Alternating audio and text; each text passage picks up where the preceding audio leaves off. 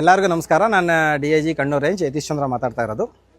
ಇಲ್ಲಿ ಕೊಟ್ಟಿಯೂರು temple incharge ಸೆಕ್ಯೂರಿಟಿಗೆಗೋಸ್ಕರ ದೇವಸ್ಥಾನ ಜನಗಳು ಮತ್ತು ಪಂಚಾಯತ್ ಅವರು ಬೇರೆ ಎಲ್ಲರೂ ಇದು ಭಾಳ ಚೆನ್ನಾಗಿ ಅರೇಂಜ್ಮೆಂಟ್ಸ್ ಎಲ್ಲ ಮಾಡಿದ್ದಾರೆ.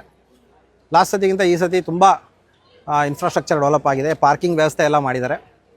ಸೊ ಕರ್ನಾಟಕದಿಂದ ಬಹಳ ಜನ ಭಕ್ತಾದಿಗಳು ಬರ್ತಿರ್ತೀರ.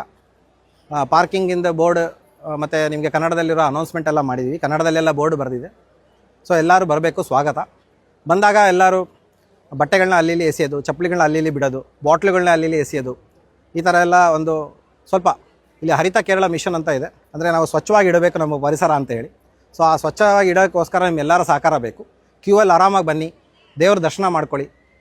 ಭಾಳ ಪ್ರಶಸ್ತವಾಗಿದೆ ಸ್ಥಳ, ತುಂಬ ಚೆನ್ನಾಗಿದೆ. ಎಲ್ಲ ಅರೇಂಜ್ಮೆಂಟ್ಸ್ ಮಾಡಿದ್ವಿ ಪೊಲೀಸ್.